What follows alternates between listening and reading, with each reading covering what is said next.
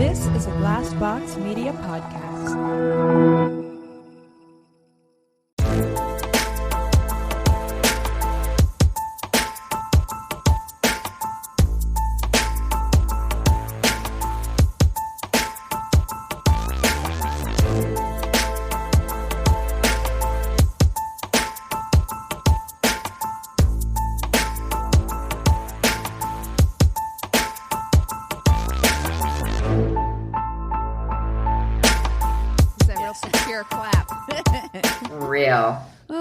So let's, you guys, let's bring this to the table, shall we? Yes. We got shit to talk about. We've been upfront on this podcast about how much I love drama, that I will sweep the grass That's to right. hear a neighbor's fucking tea. I am nosy. I want to AF. be arm's length distance away, but close enough that I can feel the vibrations of whatever's happening over there. So I know that there's been rumors for as long as I can remember about Jada and Will having an open marriage, which I'm like, dude, who cares? Clearly it First works and for them. foremost, Yeah. it works for them. Great. My name's Paul, like, as we that's know. fine. So when all this mess came up about like her having an affair or whatever with Will's blessing, I was just like, well, you know, this isn't really any of my business, but I'm going to read everything about it. Like, I've really not I feel bad. I haven't read that much stuff. Like, I know about it in kind of like a vague sense. I know basically it's like, so this guy, who is he, by the way? August? He's a singer, is what it said? He's like a rapper or something. Okay, Yeah. well, this musician, question mark. Who's like not even, I don't think, like Jaden's age, right? Like, Ooh. kind of young. Yeah, he's young. He's like 27 or Oh, so something. he's older than Jaden, but he's young. Yeah, he's like, 27. Right. He's younger than me for sure. He's in his 20s, and she's 48? Look good. Something for you. like that, yeah. Something like that. Yeah, no problem with that at all. Really, no problem with any of this. It's not my business, not my circus. It's, you know. But he basically was like, I had an affair with Jada for a couple of years or something with Will's blessing. They were introduced through Jaden, I think, and that his heart was broken at the end of it because he thought it was like a real relationship, Bless his heart. and it was not that. And then Jada came out and denied it, said that it wasn't something that happened. And then I know that she has now talked about it on her podcast / YouTube show or Facebook show rather. Yeah. So did you guys watch that? Yeah. What happened with it? So I watched it. Did you watch it, Christina? I watched part of it. I didn't get to watch all of it. Listen, here's my thoughts. First and foremost, Great. as you guys have already said, none of my fucking business. How you guys conduct your relationship, how you guys conduct your family life is got literally shit to do with me. It's got no bearing on my life. You're not having an affair with my husband. So, you know what I'm saying? Like, this is not a relationship that I can imagine myself involved in, but that doesn't matter. This is, different strokes for different folks, and I'm never going to yuck your yum. The facts, though, apparently, according to Jada, are that she and Will had split. Like, they were done. They were separated? Separated completely. Neither of them had any ideas or ideals for reconciliation at the time. Well, they kept that under wraps then. Well, and they did. And I think that they were trying to keep that private, but that is when this relationship started. So, listen, I've been there. I've been there. Mm-hmm. No apologies.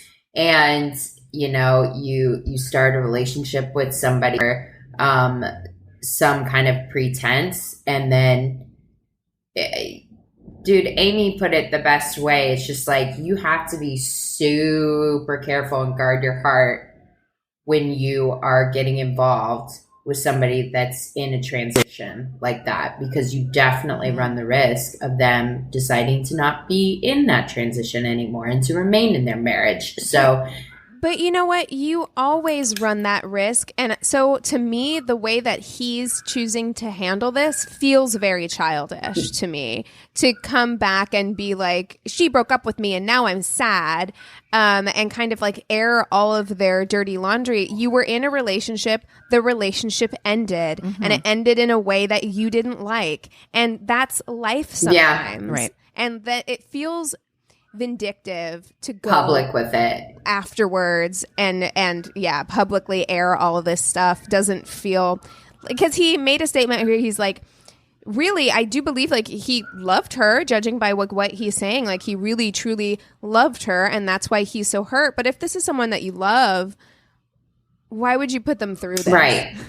You know what I mean? Hurt. Because hurt people hurt people. Yeah. And, so he's like, how can I feel better about this situation? And the only thing I can come up with is to hurt you back, because that's where I'm at mentally right now.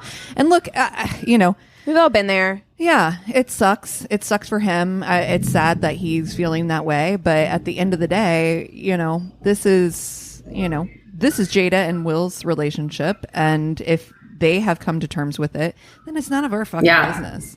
And it's none of his fucking business anymore either, because at this point, he's not involved in this relationship any longer. So, yeah, sorry. Yeah, totally. I mean, and I had thought that this was a open relationship situation where her and Will, according to her and Will were split up. So that does make it slightly different, or they were separated. They're still married, but separated, which does make it a little bit different than it just being an open marriage situation.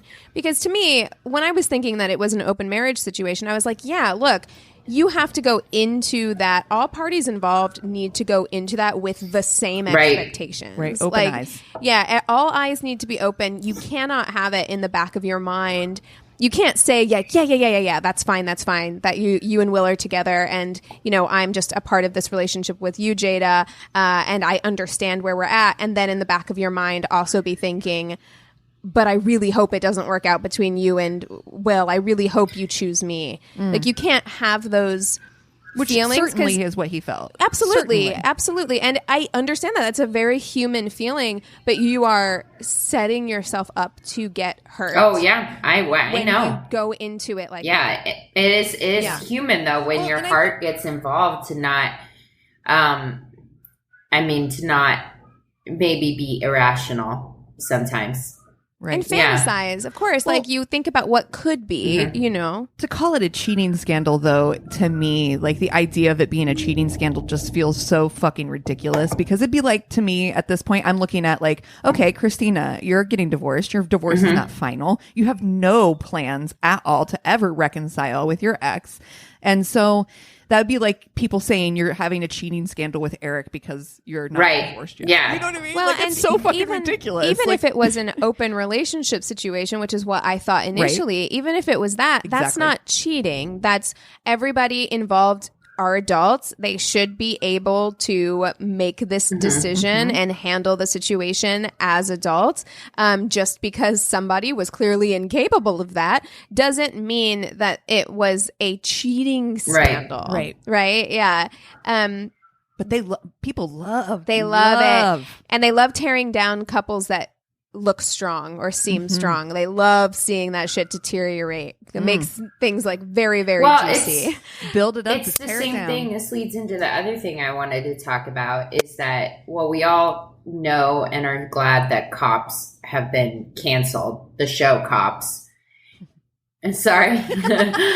The show Cops has been canceled. So on Twitter, the latest thing is like they want to start a show called Shops, where it's like video of people fucking losing their goddamn minds in retail stores. Oh my God.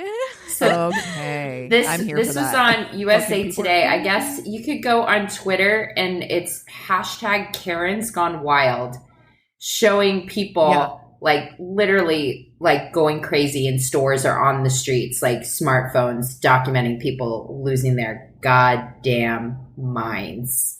I mean, we've said it, like, if you've never worked in customer service, retail, or food, oh man, are you in for a treat? Because people are so bananas and so irrational. Like, I remember working as a hostess at Applebee's when I was 16. And then again, whenever I didn't work face to face, but I did like tech customer support. Wow. Like you expect other people to react to situations the way that you, a rational human being, would. And man, they do not. But No, I will say that the thing now is that we all carry video cameras in our pockets, and these people are losing their fucking jobs. They're losing their homes. It's like, it's legit. I don't understand how you can have a super public, mega racist meltdown. Like, and not expect the repercussions. Exactly. I'm just like, oh my God. And every day it feels like there's a new one. That tech CEO the other day. You know what's the best? Oh God, he's terrible. But you know what is the best though that I've seen recently? Because I'll be honest, like, I have been trying to avoid watching stuff like that just because I'm just like, God, they called it doom scrolling. Right. It became a thing where it's like you were just scrolling to look at awful shit all the time. However, I did see one. I've seen a couple of them, actually. I've seen a couple of them where they're fucking somebody up. They're being really shitty. They're ultra Karening out. And then they turn around and realize they're being filmed. Yeah. Yes. And the look on their face when they realize they're being filmed, and how, because I do think people are starting to understand, like, your life will be ruined because of this. Your life can potentially be ruined because of this. And so more often people are then backing up and walking away. And I think that is the power that we as citizens now have by having these like video recorders in our pockets all the time. Arrest. We got like citizen Exactly. video. Yeah, I'm going to put this on Twitter and let people do what they do. Yeah, it's just like, it's so great to me for two reasons. Number one, if this is what teaches people that their actions and their words have consequences, then so be it. Good. Because you should, as a fucking adult human being trying to navigate the world, take a second and consider your words and actions before you unleash them on a person, especially like a retail worker or someone in food service or anyone. You should just like, that's what we do as people, you know, do unto others kind of thing. So if that instills that value in people, fucking great.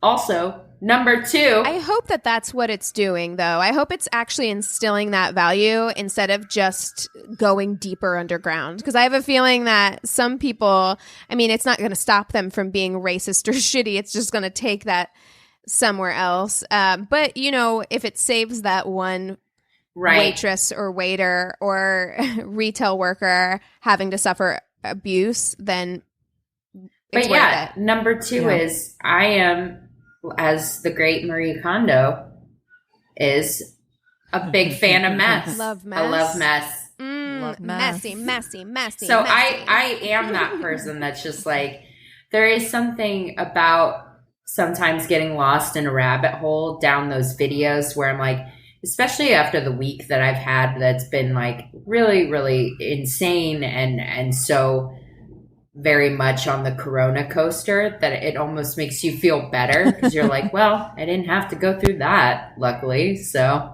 you know, things aren't that bad. Do you know something that might make you feel good? Okay. Anthony and Anthony is not somebody who's like into reality TV at all. In fact, he openly scorns it, much to my chagrin most of the time. But last night, you know, we finished all of our work, which after working all day and then doing podcast stuff, usually the time that we actually get to like sit down and like hang out together, it's like 8:30 or 9. And so we sat down and he actually called it pulling a Chris because I kept pulling up. I pulled up the video first of Demi Lovato singing Take Me to Church live, which is amazing. I love her. She's incredible. Oh. And so that then led us down a rabbit hole of videos, music videos. That is pulling a Chris. That is a real Chris move. But where we ended up, and I can't recommend this enough, where we ended up was watching the inspiring compilations from various music talent shows. So the X Factor, like, you know, The Voice, like all of these ones where they make compilations of like just the best ones, like where it's like the most moving, the most emotional, the most touching, the happiest ones. Like I don't want to watch somebody fail. I want to watch somebody get their dream. And we spent literally like 2 hours just watching videos of people shocking the judges with incredible vocals and like telling their stories of like, you know, inspiring, wonderful stories, and then watching them like get success. And it like literally I cried. Yeah. Like, I'm just so happy for you. So if you're feeling like you need to just feel okay about the world for like 5 seconds. I know it's reality. I know it's not like reality shows, which means I know it's not actual reality. I get it. But man, if it didn't just like feed my heart and soul. Oh, that's nice. Yeah. It was lovely. I think that's what I'll transition to next because, yeah, I did go down a rabbit hole of just people. I mean, it starts off with that video of that one woman getting slapped in the convenience store. And I'm just like... So fucking bless up. I have to say that one does fill me with a certain amount of joy when I watch it. I try not to take joy in seeing people get fucked up, but there is something to be said. I remember we had this conversation in 2016 when Richard Spencer, that Nazi, got slapped super hard. I think he got punched in the face, and there was a debate online about it because we're like, no, we should rise above it, we should be better.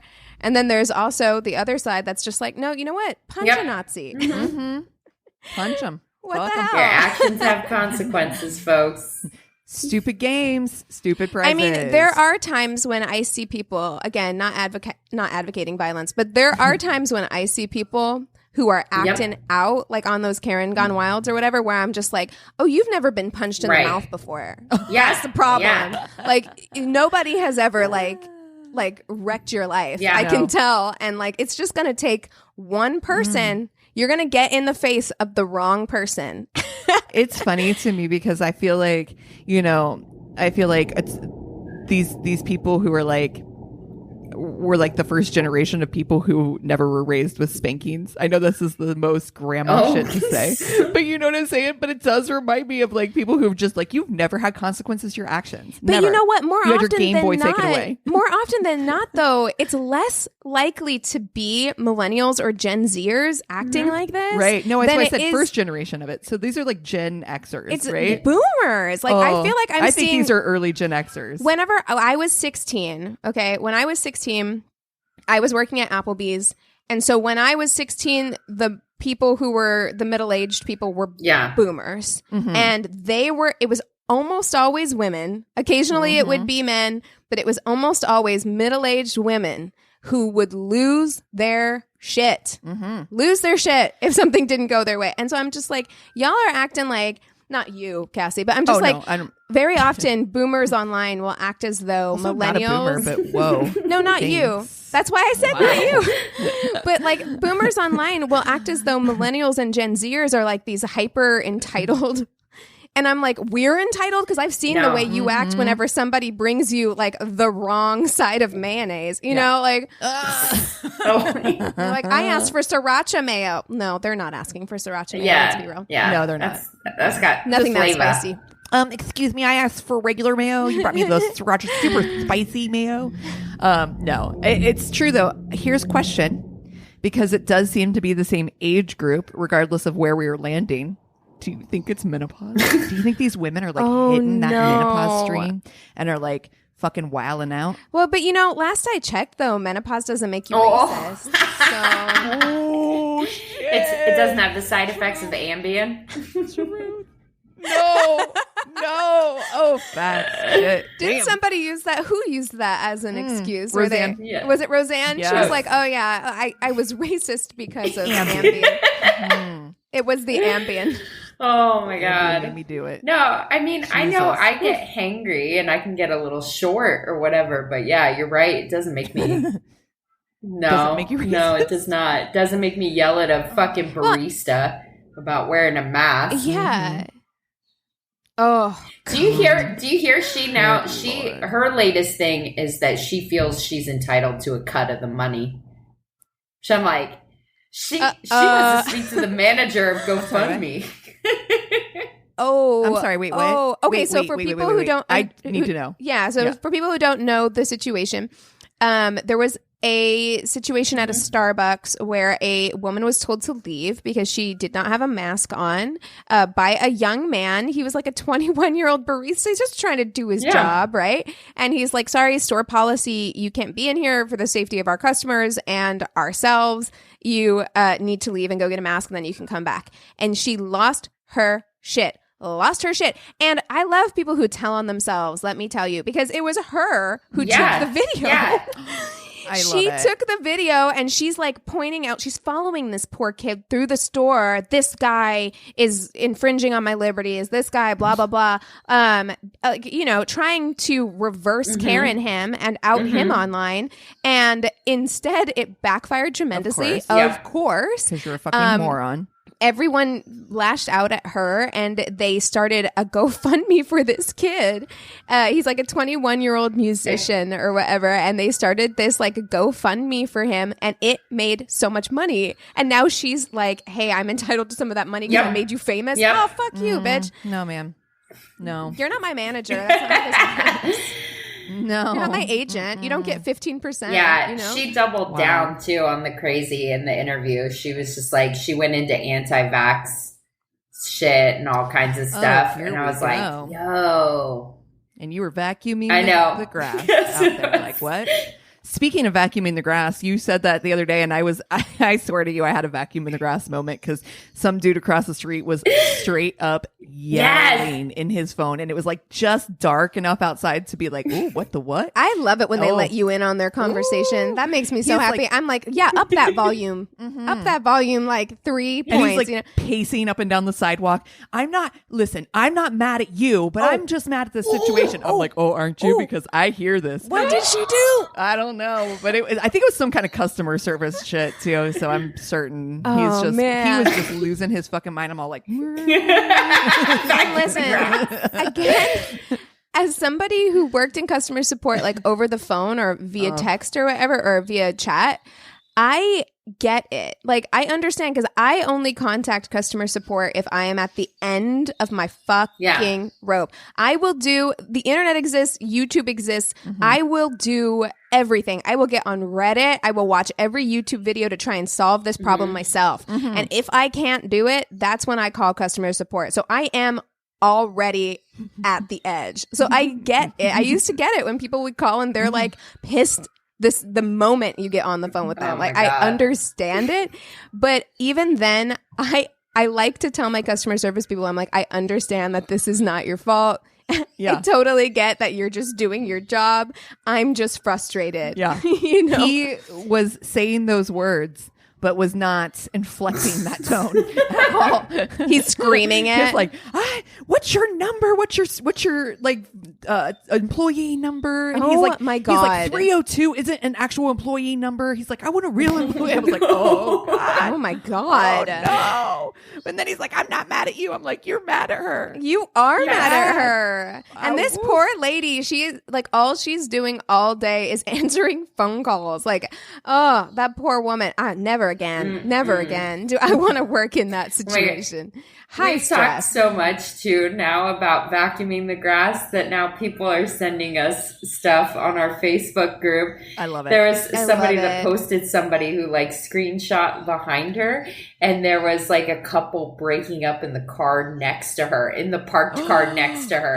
And I was like, go on. Like, what's going on? And she's like, couldn't hear it, but she's just watching the body language of it. And I was like, that's still good tea. That's still good tea. Have you ever had a moment like that in public? That may just be Lipton, but it's still good tea. I don't know that I have ever talked about this on the podcast. I probably have, because I imagine I would have. But when me and my so my ex and I had broken up, but we were still living together because I was trying to figure out how to move. Yeah, great scenario. And I already hear where this is going. It's going to be so good. Yes, he was moving back to the Midwest, And so he had a goodbye party, actually at a place where I met Bill Nye at Laurel Tavern. So he was having a goodbye party. And I went and I was just like, you know what? I'm tired. I've got to take you to the airport tomorrow. I'm going to go home. I think it was the night I met Bill Nye. It was the night I met Bill Nye. Actually, it was. Full circle. Yes. So I was like, okay, I'm going to go home or whatever. And he was like, my cousin's in town. Like, do you mind if I like spend the evening with my cousin? I'm like, we're not even together anymore. Like, it's fine. Don't worry about it. And he somehow, something in my tone must have conveyed to him that like I was saying it's fine, but I was not meaning it was fine. And I really did mean it was fine because I was like, I want to go home and I'm tired. And so he followed me outside Laurel Tavern. And I've never done this before or since, a loud public fight on the sidewalk, screaming at each other. Like we were like probably 3 or 4 feet away from each other, yelling at each other to the point where like somebody was like walking down the sidewalk and tried to step in because he was like a young dude. And I think he was trying to step in for my benefit to be like, listen. And you were like, mind your fucking business.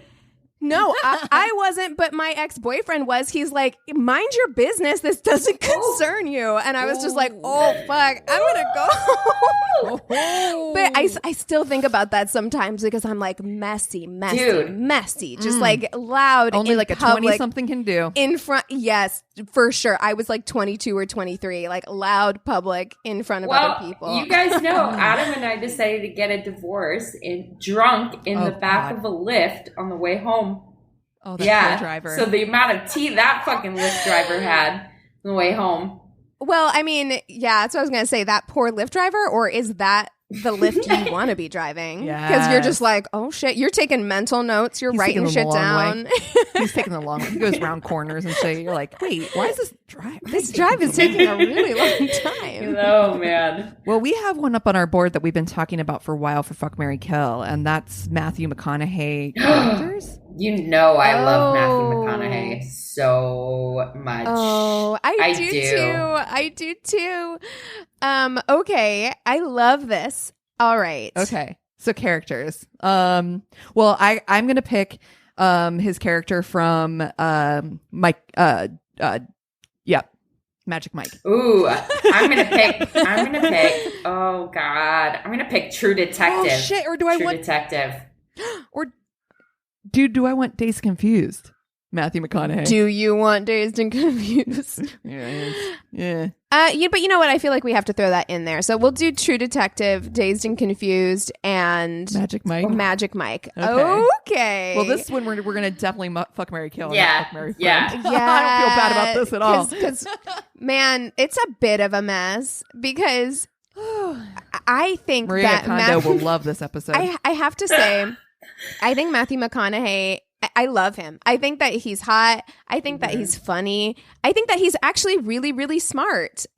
He teaches now, and I'm surprised by how smart he is. Surprisingly, he's woke. He's super woke and wise. And well, so here's a little bit of background about him. He, like my father, grew up and was really surrounded by the Black community. So he had a lot of hidden things that himself had to expose because he was like, oh, I grew up around these people, so I can say and my feel work is done. work is done. And so for him, it was really, I'll tell you what, that video is fucking wise.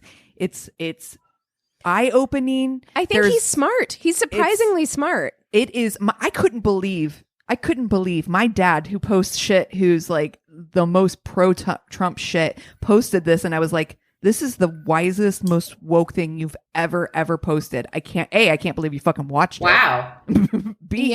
And shared it. And he posted a thing on the 4th of July that I really liked that was basically like, you know, this one feels different. We're going through some growing pains as a country right now. Like McConaughey for president. I like him. I do. Kanye. But Christ. But as much as I don't want to remind people that he's running. Oh God. Keep it under wraps.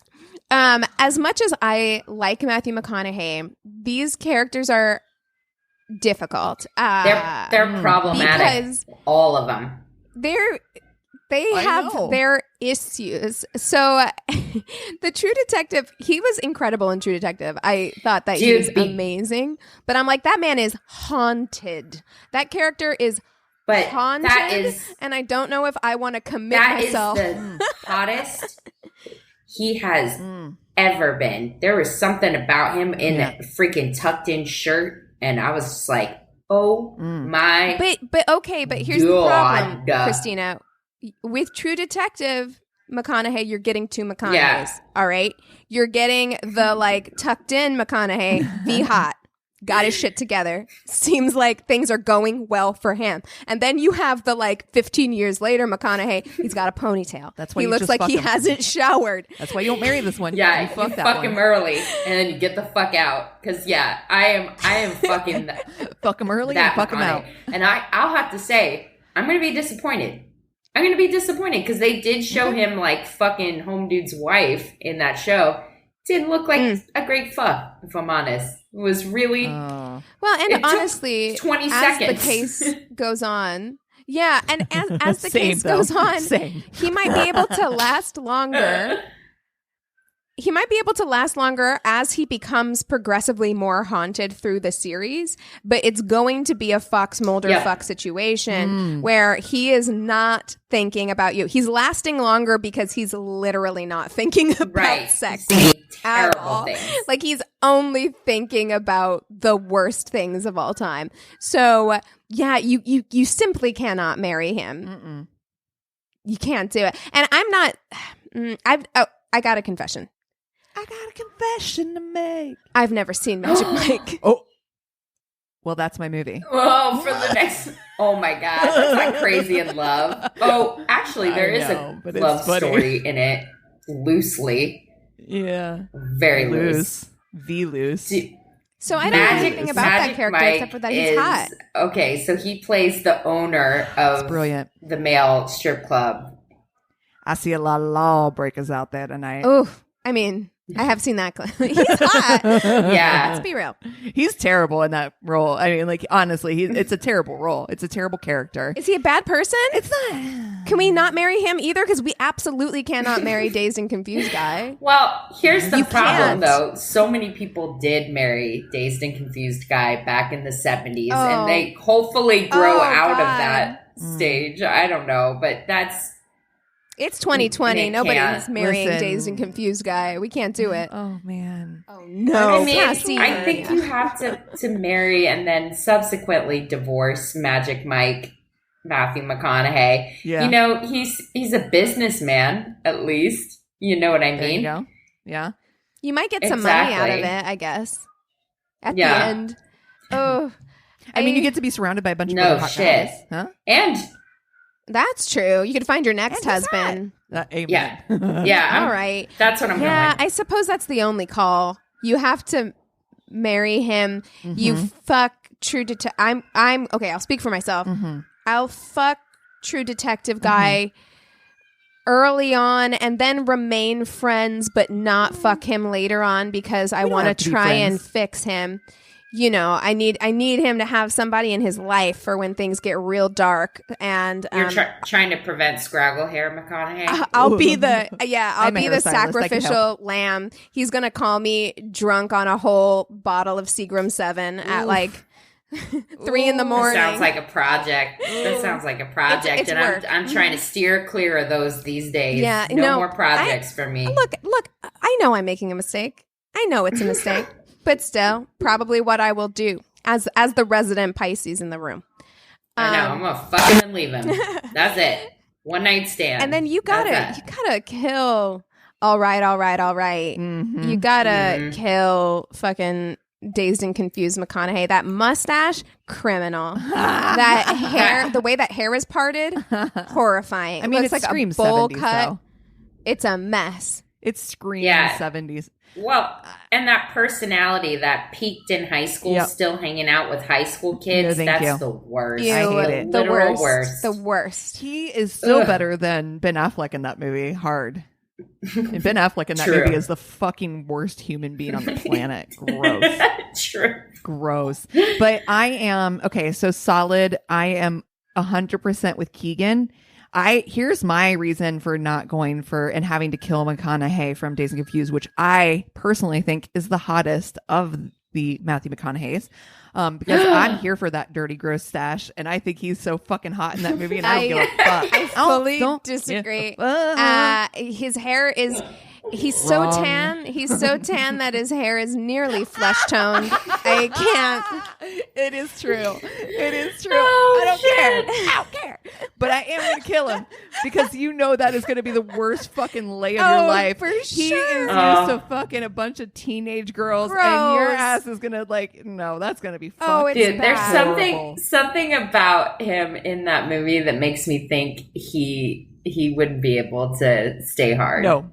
You know He's what I got mean? whiskey dick For all day. sure. That's a Yeah. whiskey dick And also, motherfucker. that is a motherfucker who 100% does not reciprocate. Like, that man no. does not There's no go down foreplay. on any. He There's does- no foreplay. Does not eat pussy. You're No. exactly right. Yeah, 100. Exactly right. And he's going to do that thing that I know we all hate, which is like push your head Push down. your head down. Oh, God. You know he will. You know he will. Look nailed at I it. hate it. Mm-mm. Yep, Yeah, no. you can't do it. You There's gotta kill that no one. fulfilling relationship that's coming out of that at all. No. Nope. And honestly, Nope. just by process of elimination, I'm going to marry the Magic Mike version, and I'm going to fuck the True Detective only based off of your recommendations because I have never seen True Detective. You know, actually, it's and too scary.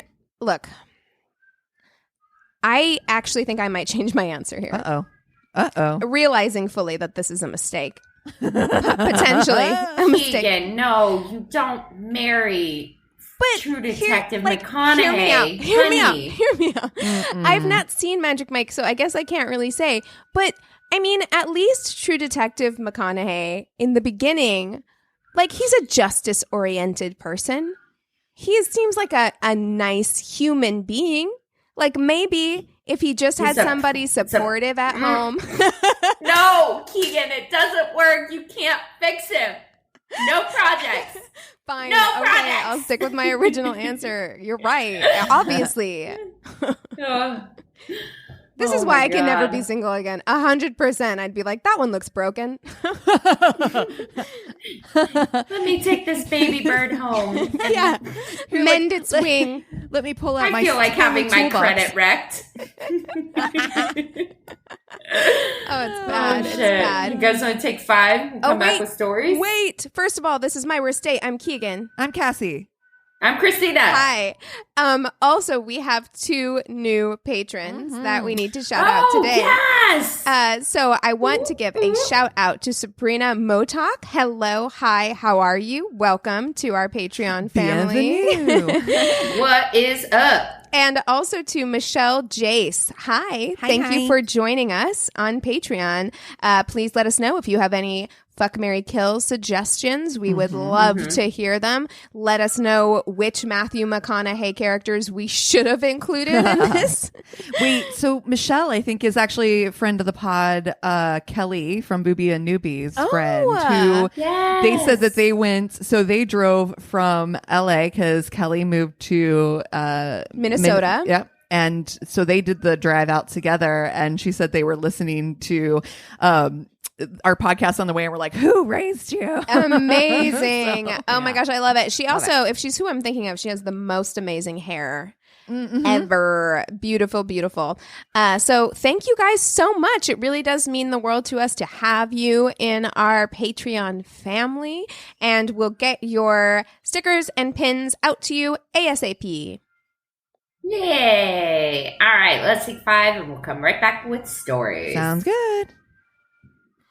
And we're back. Sorry, okay. I just poked you right on the fucking shoulder. You were like a like, hey, monster. Like we're you're my back. Like you're my sister. Like, hey, you're gonna do the thing.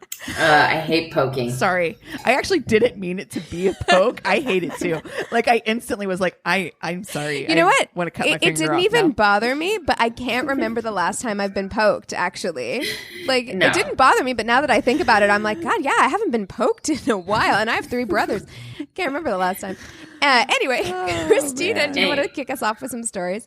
Yes, I do. I got this gem from a Reddit thread that was talking about worst meet the parents story. Oh, the best. Oh my Yay. God, I'm so excited.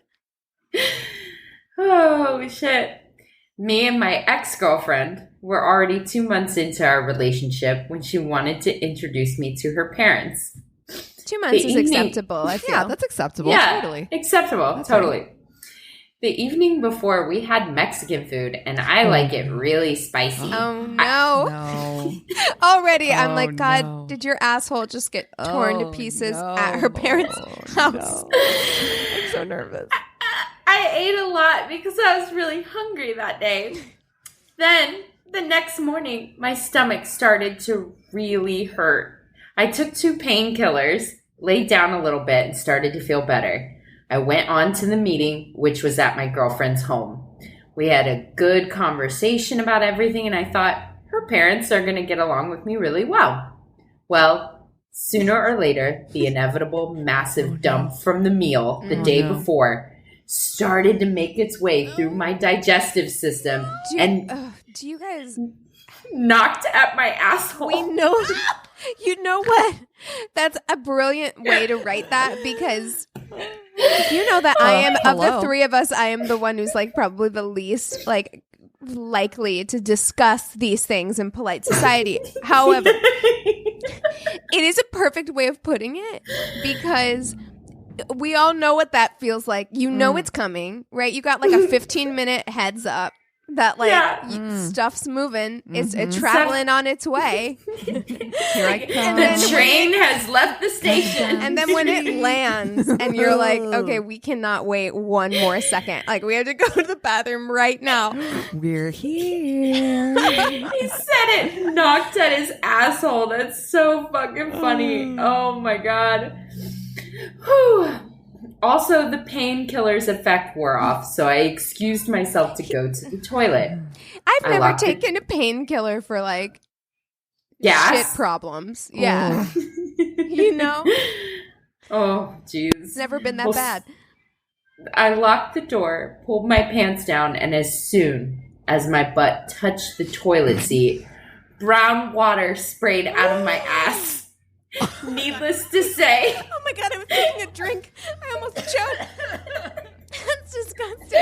How are we not like 12-year-old boys? Like, this podcast isn't for normal people. This podcast is for 12-year-old fucking boys. Oh my God, crying right now. It makes me think of that scene in Bridesmaids where she's like, it's coming out of me like lava.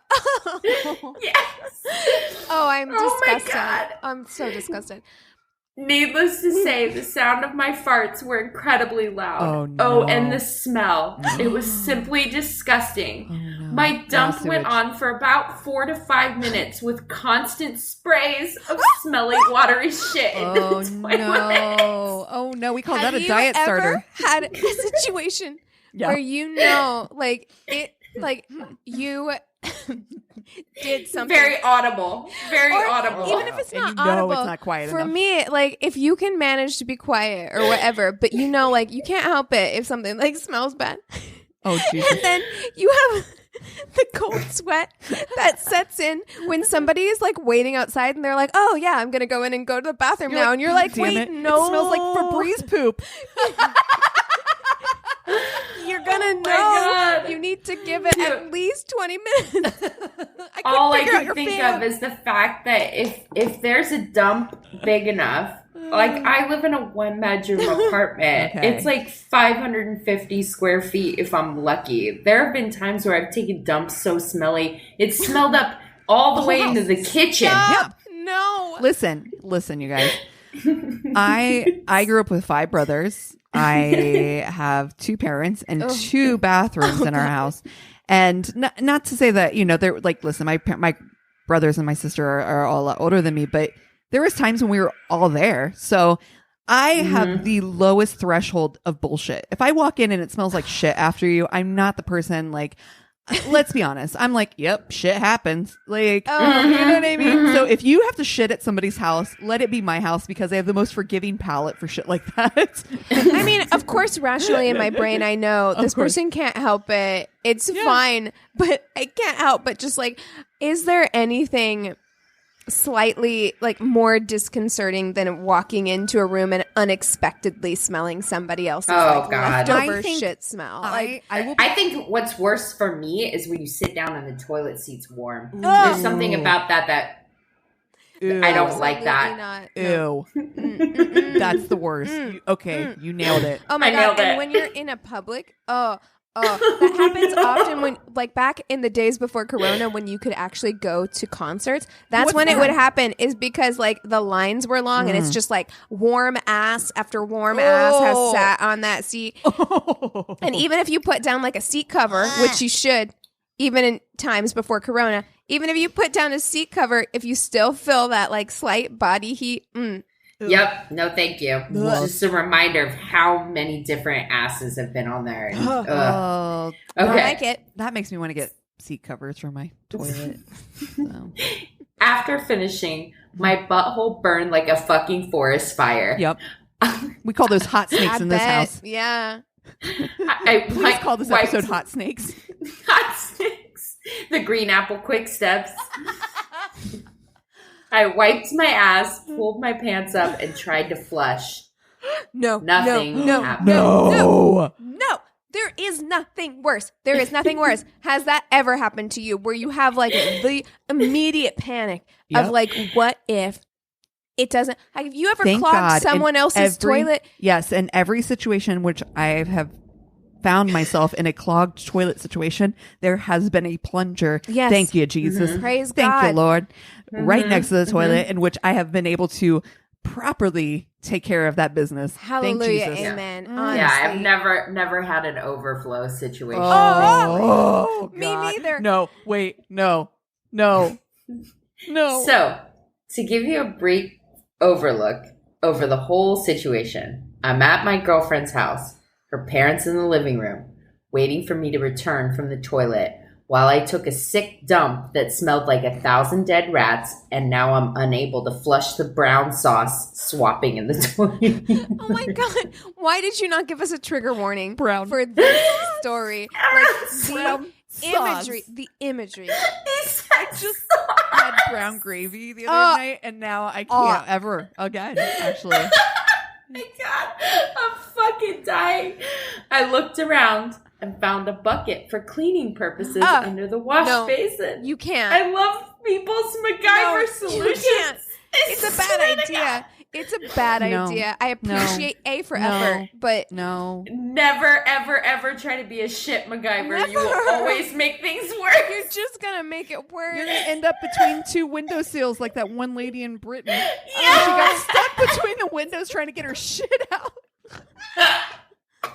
I'm sorry. I need you to elaborate. Oh, God. This episode's gonna be 1,000,000 years long, but I need you to elaborate because I don't know what you're talking about. Oh, you didn't hear the story? No. Okay. yes. I'm sorry. I didn't mean to. I don't want to interrupt. But okay, a quick version. Woman, Yes. Britain, pooped, toilet, new date. She couldn't flush it. So she scooped it out, tried to throw it out the window, but the window was 2 window panes and So it got stuck in the middle. She tried to get it out and got stuck in the fucking window. So Dude Face had to call the fucking squad to like get her out.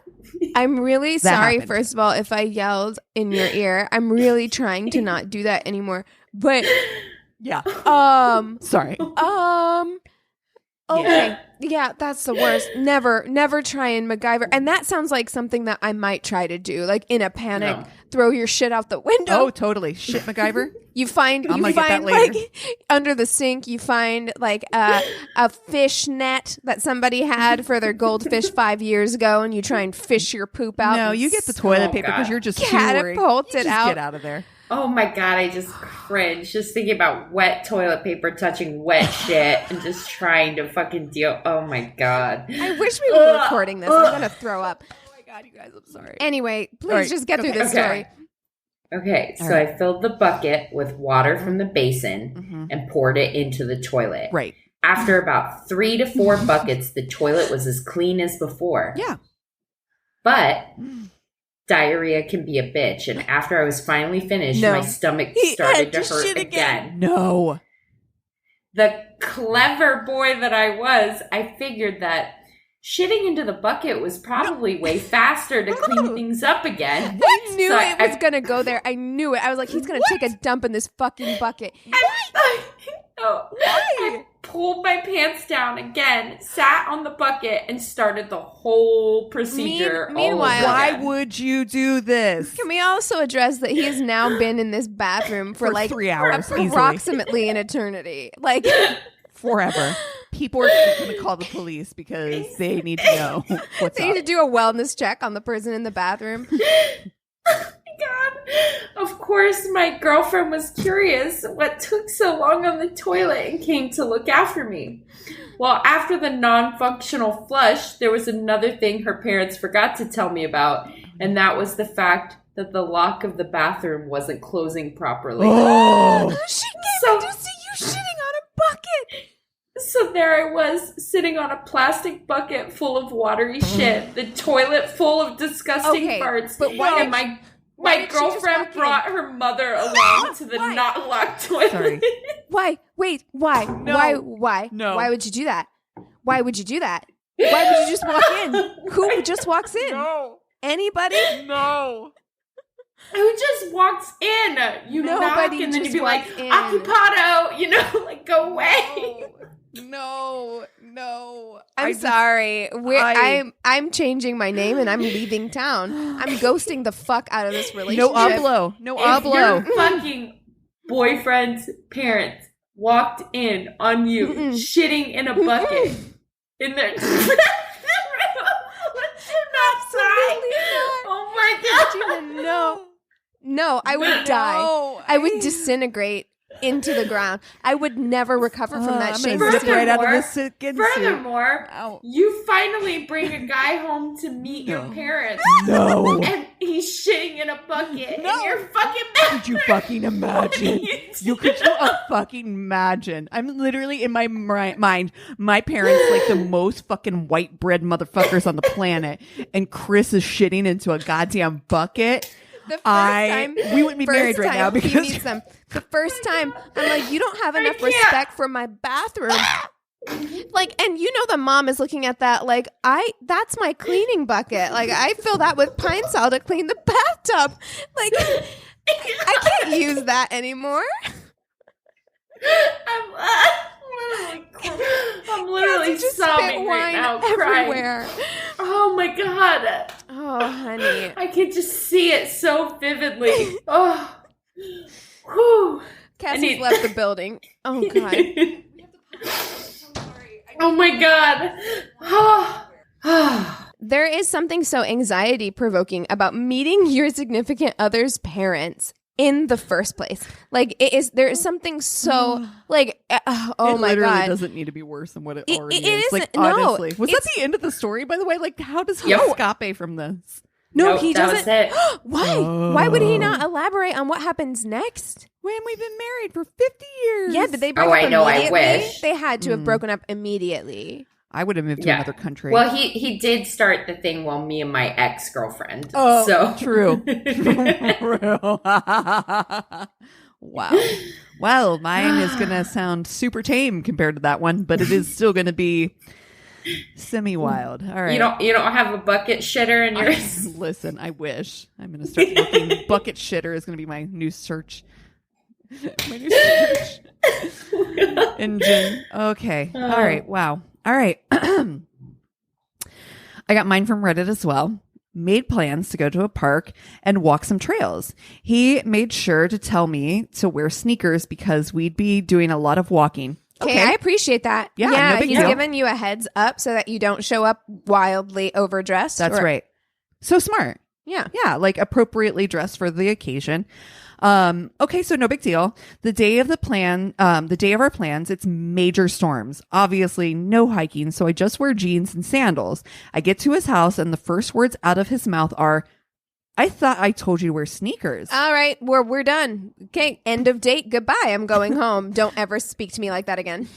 I explained. I explained that I figured the park was a no-go because of the weather, and he insists that I change into my sneakers. 100% no. We're done already. Like my personality with this situation, I'm like, are you going to make me go outside and do anything in the rain? 100% no. We're not doing this. I'm only pretending to hike because that's what you do when you're like dating somebody. That's right. I don't even like hiking in optimal conditions, let alone in fucking mud. I enjoy hiking. I actually don't mind hiking in the mud either. I enjoy hiking, but let's be real. A first date or a first few dates, if you're hiking with somebody, the goal is still to be as like cute as possible. Totally. So you're still trying to look cute. You're wearing your new Fabletics gear. You have like a little bit of like no makeup on, and you are hiding the fact that you cannot breathe as you are trying to scale the mountain. Bury it deep down. Never bring it back up again. Yes, you bury it deep down. So if you want me to try and hike in the rain on a first or second date, absolutely fucking not. Well, I had tossed my my sneakers into the car that morning, and in case the weather cleared up, because we could still go or whatever, I'm not trying to fight over shoes. We get into his car and the weather gets worse, like a monsoon. So we go to dinner instead. When we get back from dinner, he invites me to come inside and watch movies. I say okay and start to walk inside. He stops me and says I should change back into my other shoes because it's muddy out and my sneakers are probably dirty. It had stopped raining at this point. I think it was a little odd, but honestly, I hate wearing sneakers and was glad to be able to get back to the comfortable shoes. To be honest, that's the most normal thing he's done is like, hey, your shoes might be covered in mud. Can you take your shoes off before you come into my house? And I figure maybe he's just a clean freak. I walk to my car while he goes inside his house, and I change my shoes real quick. As I'm sitting in my car, putting my shoes on, I look up and he's standing in the middle of the street yelling at me. I'm confused, so I stand up and ask, what's wrong? He starts yelling, I told you to get your shoes and change them inside, not change them in your car. You ruined everything.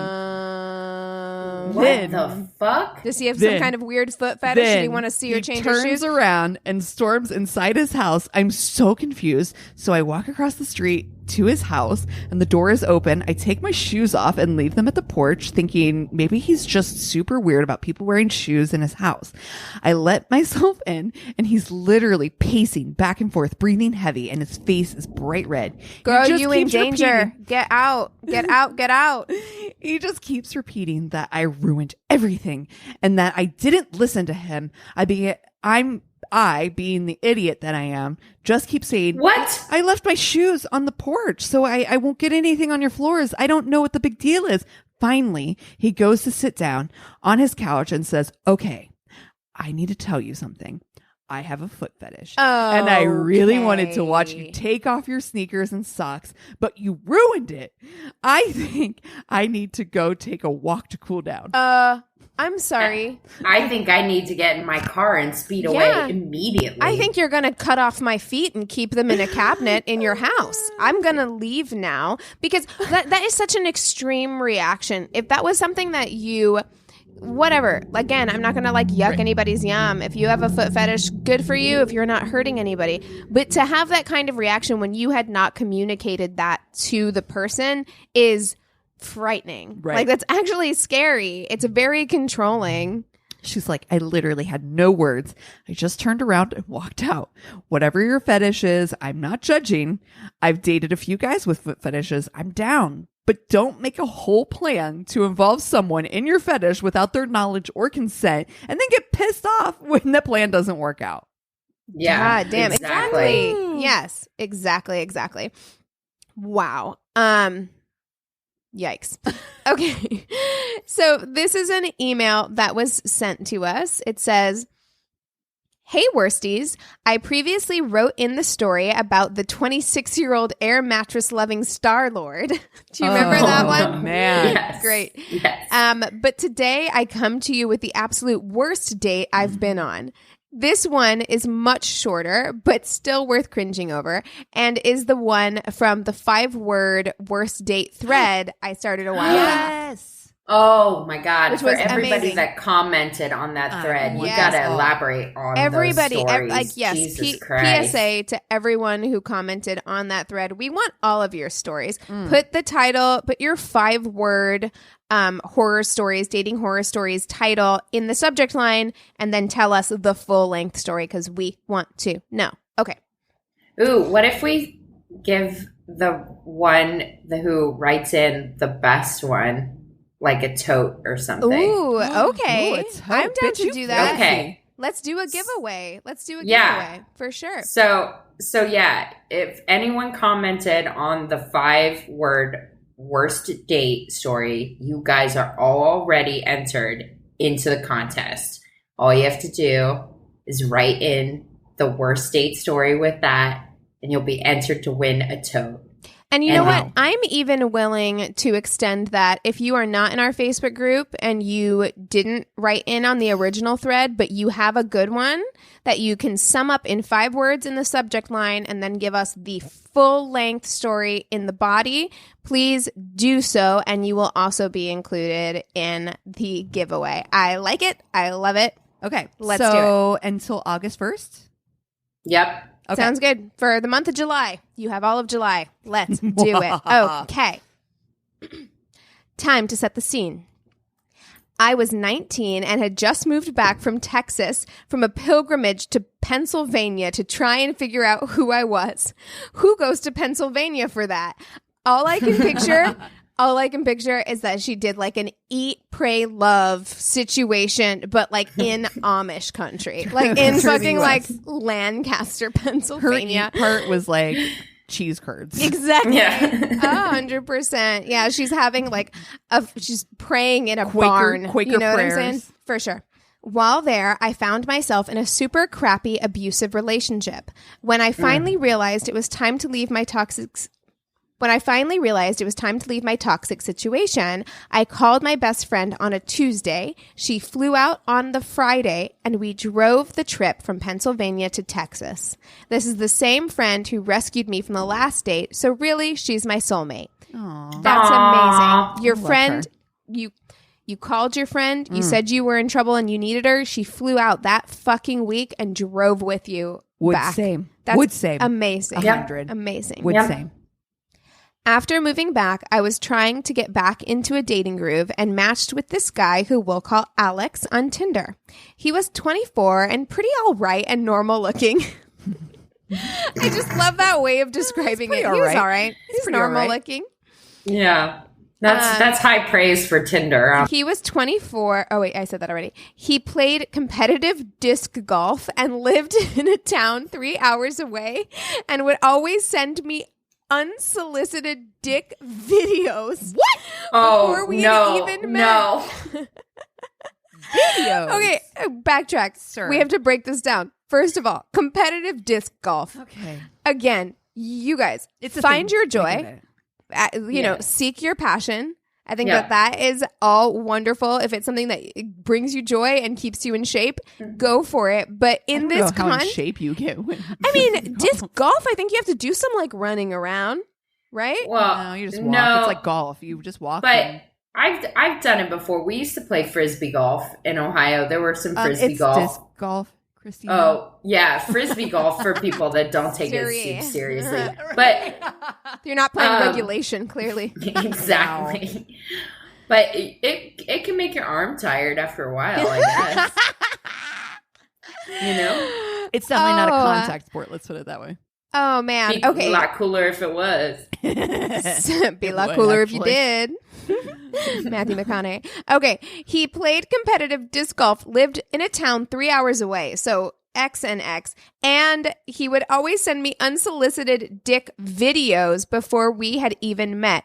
But this isn't my worst dick video. So naturally, even with all those red flags, I went on a date with him anyways. My favorite. Oh, My worst dick sweetheart. video. I love it. Amazing.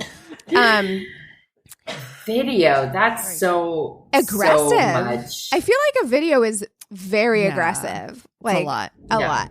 It's extra. It's extra. It's unnecessary. After 4 months of random texting, he was going to a disc golf competition in my town. We decided to meet up at Chipotle in separate cars. When I arrived, which Chipotle sounds delicious right now. No shade at all on having your first date at Chipotle. When I arrived, I texted him, "I'm here," and he was already inside in line. I joined him, rudely cutting in front of a few people since he hadn't thought to wait for me before getting in line. Sorry. Excuse me. Pardon me. I'm so sorry. I'm so sorry. I'm with I'm with him. I'm with him. If you don't, I'm with him. I am Could you so wave or sorry. something so they know that I'm with you? Yeah. He gave me an awkward side hug, completely avoiding eye contact, Gross. and then the small talk started. I guess this man didn't want to hear about my day at work because he immediately thrusted his phone at me and goes, "Want to see my search history?" No. Oh, No, I no. don't. No. Christina, the look on your face, No, it thank was like you. something just dawned on you immediately. Awful. Oh. Why? Who's doing that? No. Why would you? No, what is this, the Daily Zeitgeist? Confused. Yes, No, exactly. thank you. And look, I do believe that you can tell a lot about a person Agreed. based on their search history. Don't like it. though. I would never. I wouldn't show you guys my search history. Oh, I'd and show you y'all guys are my my search history. best It's friends. wild. because I would show you I my search search history, but that random shit's clear. Oh, totally. Same. But that's what's funny about it. Like, I think that's what's funny about it. Like, I wouldn't judge you. I mean, unless it was like dangerous. Here's the deal. I would show you my search Murder. history, but only because I know that my most sketchy searches are done in that incognito tab. Yes, So ma'am. Yep. let's be Yep. real. You can look at my search history. That's where the porn. That's where the porn is. Duh. shit has my been my cleared. phone does not automatically pull up Pornhub because it's always been in dark. That's Exactly. right. That's right. As far as my like mainstream Yeah, you're Safari just on my looking at, phone like- goes, that's never happened. It's never Yeah. happened. They've never seen it. Okay, they Oh, don't you're- know her. All you're gonna find are murder stories and jerk chicken recipes. That's right. Chicken recipes. That's right. That's right. I also so have jerk many recipes, but they're different. so many recipes. That is also in my incognito mode. So many how do I propagate this plant searches. Oh, man. So Yeah. many gardening searches. That's what's happening. I gotta be honest. I feel like I need to look right now and see what's on here. Good God. Okay. Confused, but also intrigued, I opened up his browser and he hadn't closed the porn tab from the night before. There I was in Chipotle while busty brunette gets railed in taxicab is blaring through the phone. Oh my god! Can you imagine the shame? Wait, what was the title of that again? Yeah, you're like, I need to write that down. Excuse me. Pull it up. With Dude. not even, just really, Dude. honestly, embarrassing. Come on. With not even an ounce of shame, he pauses the video, says, "Damn, that's a good one to save for later," bookmarks it, and then pulls up his search history. It's so, okay, even did after that on this, purpose. he That's some really shit. wanted her to see his search history because even after that, fucking weird. he pulls it up and hands her the phone back, and it's filled with titties, frisbees, and Reddit searches. That's Oh. all that's in his search history. I mean, it Why would tracks. he go out of his way to show that to you? Because he's a Is 24-year-old this- disc golfer. God. Yeah, is this a guy or is this a Mountain Dew flavor? Oh my God. That should be on. I'm What just the gonna say Baja that Blast needs. of That a human Is is the this? name of this fucking episode? I think that needs to be on merch. I'm just gonna say, is this a Profile. person or a Mountain Dew flavor? Wow. I mean, come the fuck on. You're I'm right. just like, Are you what? Baja Blast or are you Code Red? Where do you fall? Code fucking red. All This is a code day. red. This is code. This is a code fucking red flag. Yeah, for sure. Jesus Christ. We finally get to the part at Chipotle where we can choose our food, and I think to myself, if nothing else, I'm going to get free food out of this. Without a second glance, I get Oh, sour he ain't cream paying. He ain't and paying. guac. I get sour cream and guac, and yes, I know it's extra, but he's paying. Except he wasn't. Nope. He was in front of me, so he paid for his food and made a mad dash to the dining area. Wow. I paid for my food and went to join him. Instead of picking a table like someone normally would on a first date, he picked the bar-style seating that No. faces the window, so we're sitting next to hate each that. other. You're sitting next to each other looking out the window. It's so No. What awkward. are we, art class? It's so Get the awkward. fuck out of here. I fucking this. hate 24 so much. I know. Literally the worst. Yeah, you have Dylan's fights. gonna be 24 next year. You have fights outside of the Laurel Tavern loudly when you're that. I do not want to tell you any 24-year-old stories. I probably already have, but whatever. I start talking to him and he picks up his phone and talks to someone the entire time we are on this date. So are you even on a date? Are you? Because you paid for your own meal. You're not looking at him because you're facing outside, and you're not talking to him because he's on the phone with somebody else. I don't think this is actually a date. No. At this point, I'm annoyed. Don't care about the food, and just want to get the fuck out. I get up and leave and start walking to my car. When we get to the cars, he said he had a really good time, and I say, yep. And then he opens my car door. At this point, he manhandles me for a kiss, and y'all. I can't. Oh, I'm no. Sorry. Red code. Sorry. Code red. Code red. He literally pried my mouth open with his lips, and his tongue did. His tongue did the Shakira from the Super Bowl motion. If you don't get my vibe, just say. God. If you don't get my vibe, just say blue, blue, blue, blue, blue, blue, blue, and that's pretty much what went down in my mouth. It's so descriptive because you're like, that is exactly the tongue motion. Blue, blue, blue. Blah, blah, blah, blah. So he used his tongue to pry open her mouth. It's so gross. You're Oh my feeling God, I have every chills. taste bud I at hate that this. moment. I hate this. Taken And you aback. just ate Chipotle. Oh, So I'm tasting your fucking carnitas burrito, bro. oniony. Taken aback, I leave and plan how I'm going to ghost him. Then I realize, fuck politeness. He texts me later on, and I lay it all out for him on how it was probably the worst date I've ever been on and why we won't be seeing each other again. Thinking that my abrasive attitude would be enough, I never thought to follow up. But you know how it goes. They always come back. Zombie.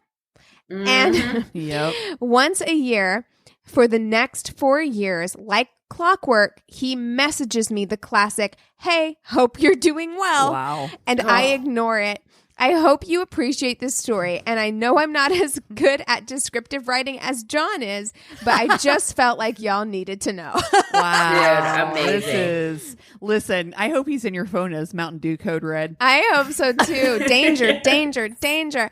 I mean, also, what is it about what kind of personality do you have to have that like on the dot, same day, does he have a reminder in his phone? Did he ask Siri to set a reminder to send, hey, how are you doing at the same time every year? Like, why do you keep doing that? Like, she's not responding to you. Dude, I just had somebody like 2 days ago. Like, I got a hi, No. Christina on my No. phone from a number I didn't recognize. And I look, and it had been somebody I was texting with a year and a half ago. Wow. A year and a half ago. So I'm like, how far back did this dude have to scroll through his messages? He's like, I'm going to find this It one. feels obsessive and like Yeah, it's aggressive. weird. Like It's it's super weird. weird. Like, and also, okay, I guess this is what it feels like more than anything else. It feels desperate because I'm Yes. just like, can you Yes. not find? You clearly need. You're grasping at straws, right? You're messaging every girl you've ever gone on a date with to see which one might latch on. So I'm going to share with you my open tabs. And I do believe this will describe me perfectly. Perfect. Okay. So I have Anna Green Gables because I bought it on gazebo.tv. Okay. Okay. I have Christina Convertible Tulle Bridesmaid's Dress, Oh. Birdie Gray, Mm-hmm. pulled up. Aw. Keegan. I have Orange Tabby Cats, Facts, Lifespan, and Intelligence. Oh my God. Cats. Because Mhm. maybe my cat. I have a pair of really awesome harem pants pulled up. I have 10 terrifying cases of sadistic stalkers. It's a listicle. I have my Yes. health insurance, a dermatology appointment, Patreon pulled up, and then keto shopping list. If that doesn't describe me, I literally don't know what does. I would tell you what I have pulled up, but it's do. literally so many tabs. Most of them are recipes, but then there's also the lyrics to Fall Out Boy's 4th of July. There's the Nice. video for the guy who did the Wicked Witch of the East Bro video. There's proper care and propagation of Swiss cheese plants. Caring for spider plants. Yep. This tracks. This is so us, you guys. It's mostly cooking and then mindfulness blogs and plants. That's amazing. All right.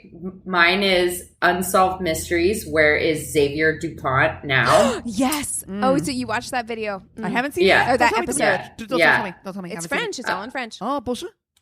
Mine is in also like home searches, like to buy a home.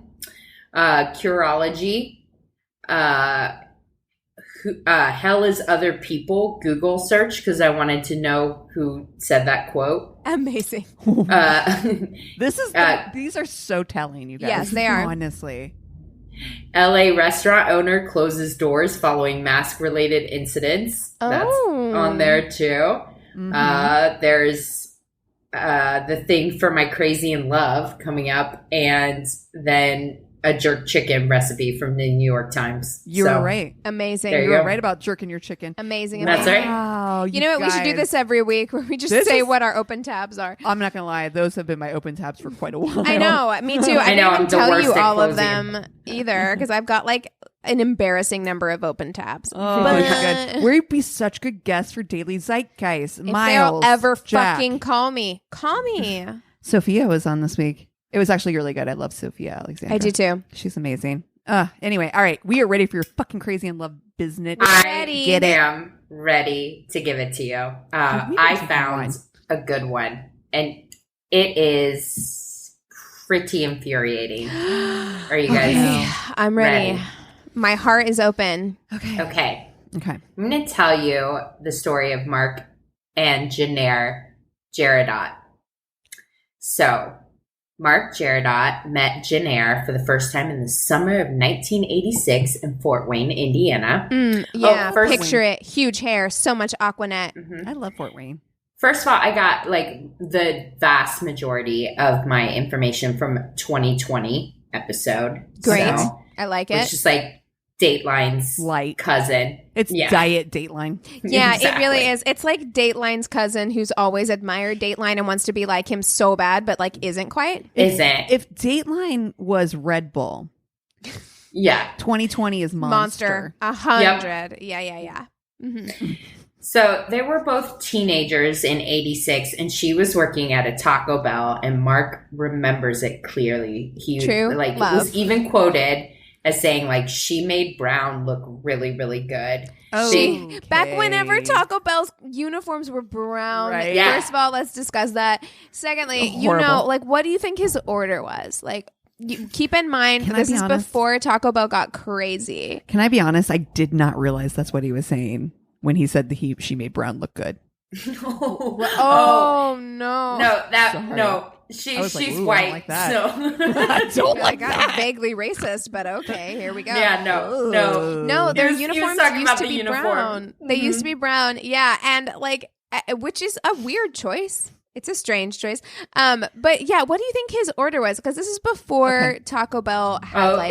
it's plain crunchy tacos. For You sure. think just like Taco 16 Supremes. plain crunchy He's- tacos? Oh, you think he spiced it up with some I think sour cream? Yeah, he did. Supreme all the way. He's All a sour right. cream, bro. Okay, we don't know anything about him yet, but you know what? Let's give our predictions now, and then at the end when All we right. know a little bit more about him. I'm going to go with a soft taco bro. He feels that way to I'm me. going to go Supreme. Oh. Soft Taco Supreme. He's added. So she they didn't really get together at that point. But it was like 4 years later they like ran into each other again, and he started visiting her at her new job at the mall, and one day he said moving on up at the mall. she pressed him to make a move. She was like, "Are you going to ask me out or what?" Good for you, girl. You know what? Ask Good for what you for- want Yep. and expect to get it. Do it. So it was like that kind of direct attitude that attached her to him, and she I was wanted like, that kind of confidence. Yeah, she's confident, unafraid to speak her mind. And Mark was like, her demeanor was the exact opposite of mine, where I was kind of shy and reserved, but she was really like upfront and direct, and he was really attracted to her. So they dated for a little while, and then eventually got married. They had talked about kids. Time went by. They were both like kind of career oriented. They both worked in marketing. Had like a couple different jobs here and there. They made their way to South Carolina at one point. They had like a lovely family with like a lot of dogs. So no kids. Good they choice. were both Dogs in are their close enough, to be honest. They're work, and you love them. That's a lot. I think that's good. A lot more work than cats. Yeah, a lot more work than cats, but think being a lot less work than kids, though. So Dog people versus kid people just tells me a lot about who you are. Like, are you lazy? You have a cat. Are you high maintenance? You got a dog. Mm-hmm. So yeah, they basically they got married in 1993. He was 25, she was 23, so really young, but they made this life together. And in 2017, both of them have been like laid off or were looking for other jobs. And Mark was like, let's just do something different. Things are getting stagnant. He said that they had been married for 24 years at this point. No kids. Like they're both in their 40s and things. So wait, I'm sorry. Did they want kids or no? They'd had conversations about it, but they didn't really go into detail in any of the articles. They didn't commit to it, and now it's getting too late kind of thing, Right. Mm-hmm. So he's just like, I just need to change. The marriage was going kind of downhill. He was saying that when they used to fight, Jennair was kind of the person that had to have the last word. Sounds She's like one me. of those people. I understand. Sounds where like me. Sorry, guys. He was just like, so it's getting to a point where he's just bored with his life. So he's like, he managed to convince her that he wanted to apply for jobs away from South Carolina, something different in a new town, new start, just something new. And so he got this opportunity to work for the University of Delaware and work in their marketing department, that sort of thing. And he applied and he got the job. He went up and interviewed and they're like, yeah, have the job. So the plan was for him to go up to Delaware in November of 2017. And he was going to be on his own for 45 days. Recent. Recent, exactly. Okay. Oh, so he's going to be on his own for 45 days. And then Jennair she was wrapping up their house and everything. And then she would come join. Okay, so let's evaluate. You have a middle-aged man who's bored with his life and his relationship, no kids, who's going to be alone for 45 days. Got it. Yeah, shouldn't be that big of a deal because they've been married for 24 years. But that is exactly the sitch. Now, his boss is 35-year-old Meredith Chapman, who is cute, bubbly, vivacious, younger than him, really fucking accomplished at her job. It's his boss. And so, he'll call Jennair up and he'll be like, my boss Meredith, she's great. She's just like, she's so young, but she's really on top of it. She's super professional. And that's going to make Jennair feel great. Oh, she's so young. She's so young and accomplished and smart and cute and pretty. I'm gonna kill this bitch. I will literally end you. Wow. So Jennair joins him 45 days later, and he's being weird. He's acting distant. And when you know. She is like, what the fuck's going on? And he's like, nothing. Nothing. And she goes to him, it's Meredith, isn't it? And he denies. But finally, on Valentine's Day, he tells her that he is having an affair with Meredith. Can we have a conversation about this for one fucking second? Yes. Because a woman knows when shit's up, first and foremost. So if you are a man and you are listening to this fucking podcast right meow, you need to understand that when a woman comes to you and asks you, they know already if you are doing something, they already know that you are doing something. They're just giving you the opportunity to come clean because they know. Right. And because I will tell you right now, if you come clean, because she suspected and she knows she can trust her fucking gut.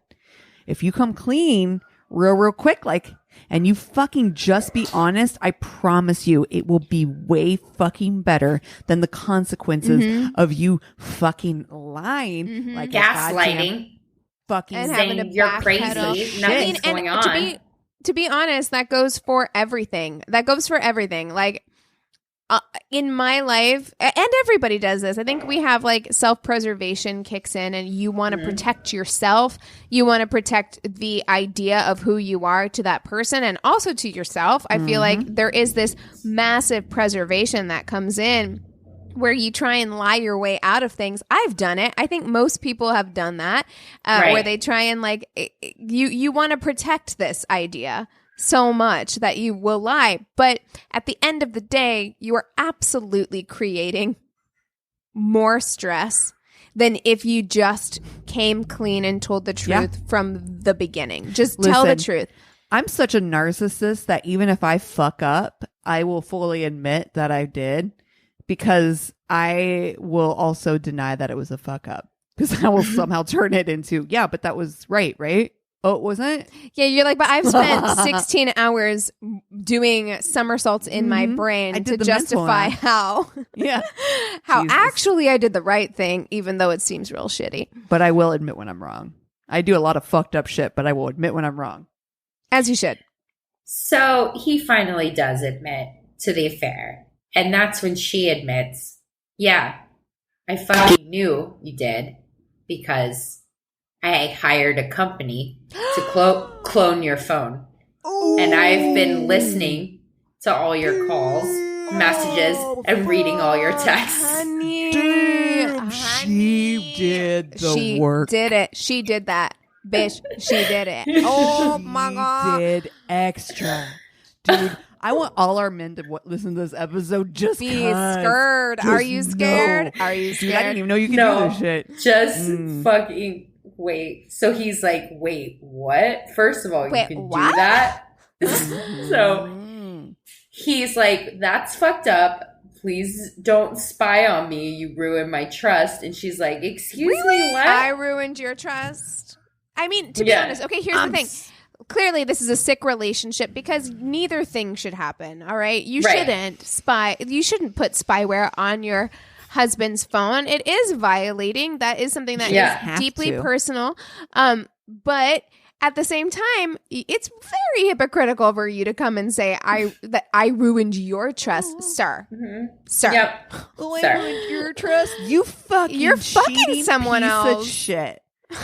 The fuck out of here. So she's like, we have to go to marriage counseling. He's like, yeah, we do. So on their second appointment, he's like getting ready to go to the counselors, and he puts on his suit jacket, and he's like, this is weird. Did they leave an anti-theft device on my suit jacket? And she's bugging him. Oh, she's bugging him. And he's like, oh, it's weird. It's like inside the liner. So he has to get out an X-Acto knife, cut open his suit jacket, and he pulls out a device that is blinking.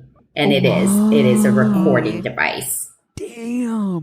She ain't fucking round. No, this bitch is not fucking No. Well, you should be scared. That's I hope red code. Code red. Why do we Code red? Code? It's a red code. Code red.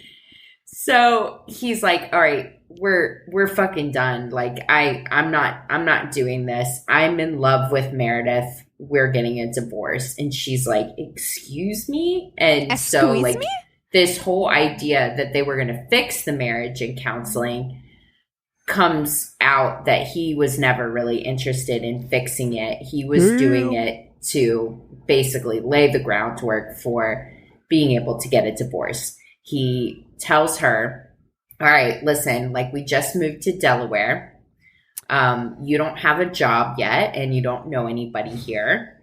And I need to be here until May. So this happens all the way. We're at the beginning of the year. This is like January of 2018. All this shit just happened in November of 2017. So he's already, Oh my quote God. So you unquote, got like 2 months. in love with his Okay. boss. Okay, honey. Oh my God. There's so much Okay. wrong with this situation. You First of deserve all, each other. that's your boss, which risky sitch Don't shit where you already. eat. And then 2 months, risky sitch. You don't know somebody. You don't know somebody to be, and his to be boss, ending a marriage over. You don't know her like that yet. Like you're still in that phase where you love everything about that person. Okay, they haven't had hot snakes in your bathroom yet. You don't Correct. know them yet. Okay, You haven't seen him shitting in a bucket. You and your mom did not walk in on that. So she's obviously stunned. This is huge. They've been married for 24 years. She uprooted her whole life to move up here to Delaware. Yeah. How surprised are you because you were actually like legitimately bugging him? Yeah, mean, are you I can't bowl you over. Yeah. Yeah. I mean, to what she kept telling him is like, wake the fuck up. You're having a midlife crisis. You're 49. You Right. needed to change. This is just some strange, but you need to fucking be realistic. You're going to wake up a few months from now and kick yourself. You're not going to throw out a 24-year marriage. Like, nothing's really wrong. There was no abuse. There was nothing. It was just, they've been married bored. for 24 You're years. bored. And That's a very, you know what? That's a surprisingly mature and adult conclusion from somebody who put spyware on their husband's phone. I'm a little surprised by that because it is, I mean, that's the truth. It's just like, and I think that that's where people need to be. Of course, we're never advocating for cheating. We're never saying that like that's okay. But there is something very adult about just saying like, you clearly were missing something in your life. You went out and got that thing, and it's You had not pica of the dick. right where you're like, I need Yes. to get something new, and to understand that necessarily doesn't have to be the end of your relationship that you No. had for 20 something years. Like that's mistakes happen, things happen. I think that that's a very mature way of looking at that. Again, I don't know how much I take it from somebody who is willing to put a bugging device on their husband's clothing. But yeah. okay, so that's the sitch. Okay. He's basically going to stay until May. And she has to deal with this divorce. It's really bad at first. She can't wrap her fucking head around it. At one point, she threatens to throw herself out of the window. And he's like, whoa, whoa, whoa, whoa, whoa. Okay, I'm going to get you Well, 20-something years. this divorce coach, and I need you to reach out to friends and family. And so he said that it appeared things got better after that. You know, she seemed to come to terms or start to make plans. And the divorce coach was like, yeah, she was making tons of plans about the future and what she wanted to do. Obviously, she held a lot of anger and resentment towards Mark because she felt like she was being tossed away for a younger model. And so there was a lot of stuff for her to work through. But she finally came back to Mark and she's like, okay, so we have a few months left. I want you to take hikes with me. I want you to go do dinner with me. Like, we're still going to be living together. And I just want this to be an amicable, and I want us to spend time together before we separate in May. He's like, okay, fine. Like, I just wanted to make this land as softly for her as I could because I still cared for her. Mm-hmm. Mm-hmm. Mm-hmm. So April 23rd, 2018, they're supposed to meet up for dinner. They only have a couple weeks left. They still have some stuff to nail down. And he gets there early. He gets a nice patio table, orders some wine, and is waiting for Jennair to show up. Uh-oh. And she's running late, and then he finally gets a text. It's in all caps. Just go home. I'm not coming. And he's like, okay. And then the next text right after that is a picture of trash. And in the middle of it is a condom. What? and he knows immediately that it's Meredith's trash. So he's like, oh no, she's at Meredith's house. and so the next text that comes in right after that is, "You've ruined my life." The next text after that is, "I hope you never find happiness." Oh. And her last text is, "Bye, Mark." Oh, no. Oh no. So oh no, I'm he- so scared. He fucking calls Meredith, texts her, tries everything as he speeds out of the restaurant and speeds over to Meredith's house. Not getting any reply. He finally gets there, pounds on the door, and he sees Meredith lying in the kitchen. So he's able to get in, and he sees Meredith on the ground. And then he looks over and he sees a woman in black also on the ground. Shock comes over him as he realizes it's his wife. And he goes, baby, what have you done? And runs to his wife. Is who this has- a horror movie? Okay, wait a second. Who has murdered his girlfriend and then killed herself. Or, wait for it, if this was my murder story, did he kill them both and then send a text from her phone? Huh? I mean, it's possible, but He no? Question mark? freaks out. He freaks out so much that the neighbor comes over. He's like, call 911, call 911. The cops come there everywhere. The very first thing they do is put home dude in handcuffs. So they're like, what the fuck, dude? There's two dead chicks in this house. You're not dead.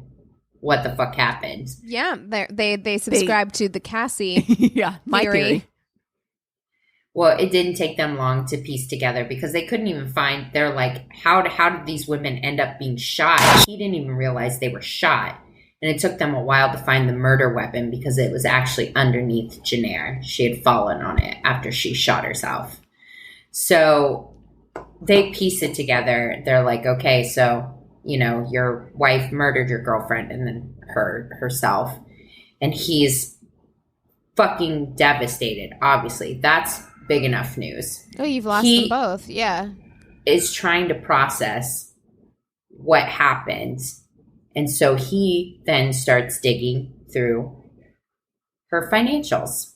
Oh, no. Oh, no. Oh, no. I'm here. So you're talking about vacuuming the grass, right? Mm-hmm. So in February, on Valentine's Day, when he tells her he's in love with Meredith and admits to the affair, she opens up a credit card for herself and she starts ordering surveillance equipment. Oh, she starts no. ordering lockpicks. She orders GPS trackers. She breaks into his office. She had his office bugged. She had put GPS trackers on both his and Meredith's car and had been tracking it. Jesus. She had FBI. filled up over 12 notebooks of transcribing conversations between them.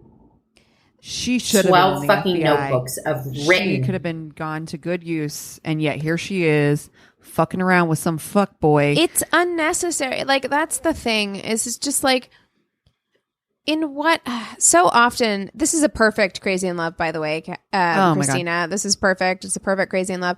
But like, so often I end up feeling like, you know, I think in the beginning of this podcast, Christina, you said that quote that's like, what are you going to do with like your one wild and precious life? And like, is the thing that you're going to do obsess so hard over this one person? And I understand that it is like the human condition to be attached. Your heart gets connected to someone and then it's very difficult to let go. You get emotionally attached. That's just the way it is. You end up having screaming fights outside of a bar. I know what 7 years feels like. I can't imagine what 24 feels like. In that way, I absolutely don't. I'm not faulting her for being upset and like angry and sad. Right. However, to obsess to this degree, it's not only is it devaluing his life, it's devaluing your own life. Absolutely. Because why is your life wrapped up in the behaviors of someone else? Why is your self-worth wrapped up in the behavior of what someone else is doing? Like it's sad in that way. It's so completely avoidable. Right. And so many of these like Crazy in Love stories are like that, where it's just kind of like, if you would just realize that you are worthy regardless of what someone else is going to do or not going to do, and whatever decisions they're going to make with or without you, it's not a reflection of your worth. And you can leave that person and go find self-worth and happiness somewhere else.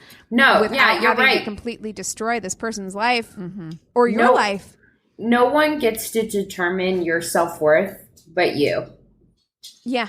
No one gets to be the boss of you being worth whatever. You know what I mean? Like, you have to have that within yourself. And even if you don't, that's no one else's job to make you feel worthy or not worthy. Absolutely. It's something that this is so an inside like, job. I realize that it's so cheesy and lame. And I keep having these conversations with people about how cheesy and lame this feels like to me, which maybe that's something I need to look at. But I've been listening to a lot of Tara Brach's podcast, who is like this mindfulness meditation teacher, psychologist. And that's really a lot of what it is. It comes down to like, stop, take a look at yourself, examine what's happening inside, and don't project that shit onto anybody else, because all you have control over is yourself and how you react to situations. And at the end of the day, what is it you want? If she had stopped to examine what is it she really wants,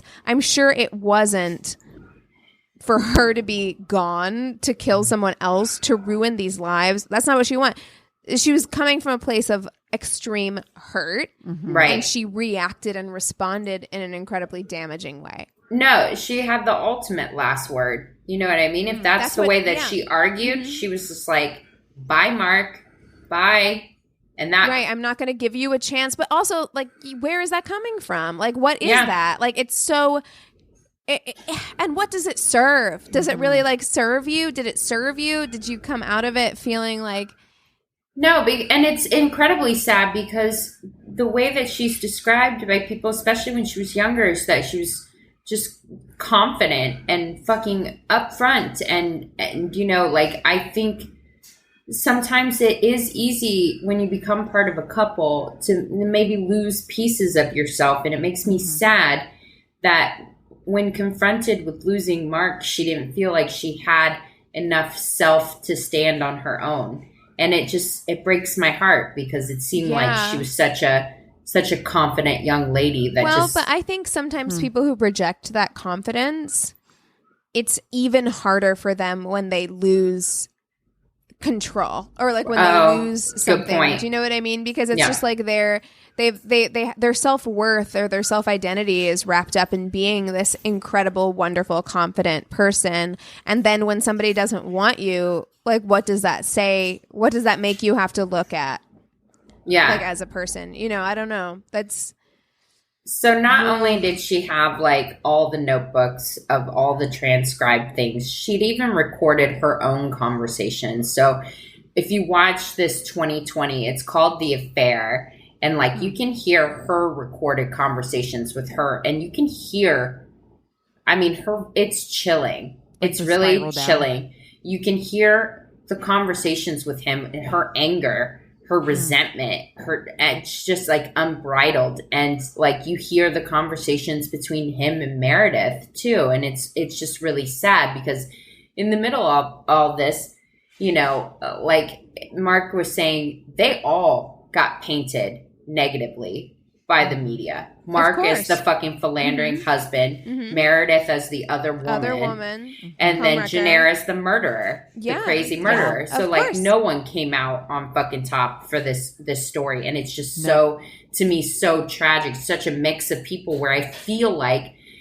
at some point in my life now at 38, I feel like I've been each of them. I have been in their shoes and I can empathize with each of their fucking strong emotions. And I'm like, what was different about Jennair? You know, I viscerally remember finding evidence of being cheated on. I know what that feels like. It's a visceral feeling. And it's primal, What kept me from hiring a company to clone a phone beyond money, because I'm sure it sounds costly, but it does. Shit's expensive. But yeah, so beyond just the notebooks and stuff, he also found costumes that she was using to stalk Meredith's place. He found the box in their closet that the gun came in.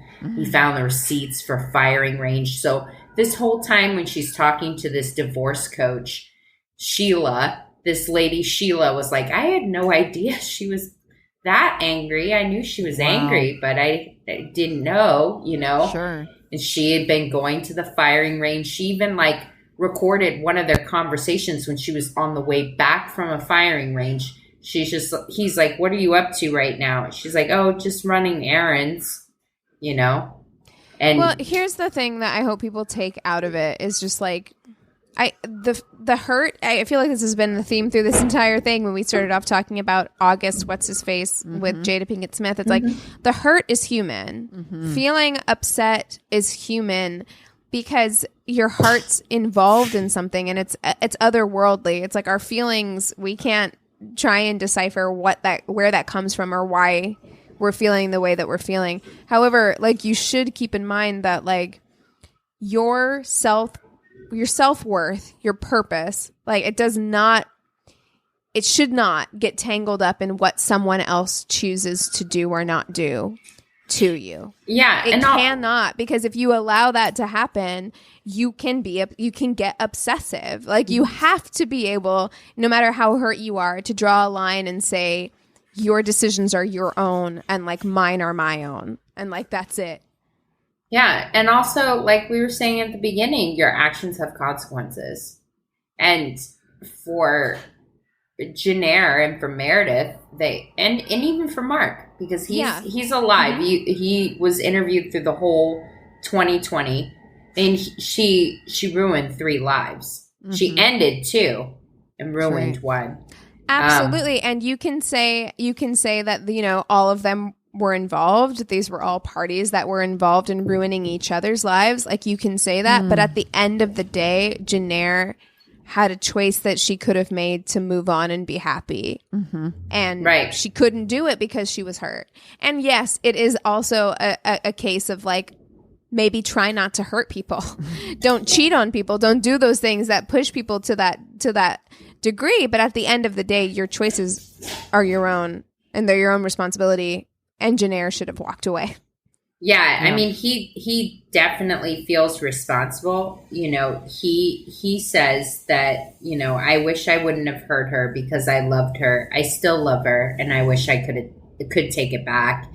Be honest. He has said that he has begun writing as a meaning of recovery. He does plan on writing a book. All the proceeds will go to suicide prevention. So it's not like a money grab or anything. But he feels that he wrote a letter to Meredith Chapman like after she died, like a private letter where he really does feel like it should have been him, not her.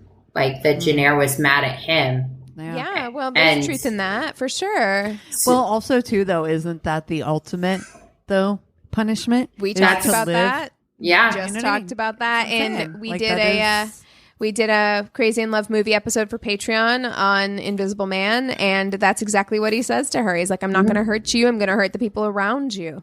Because very often that's what hurts the most. Yeah. Is to 'cause now you have to live survive with that. knowing that you are in some way responsible for having Right. hurt other people. Yeah. It's the ultimate last word. I mean, those texts, they show it coming up on a phone in that 2020 and it's visceral. So I'm just Of like, course. she fucking wrote out, I hope you never find happiness, Wow. which is the fucking, and then bye, Mark.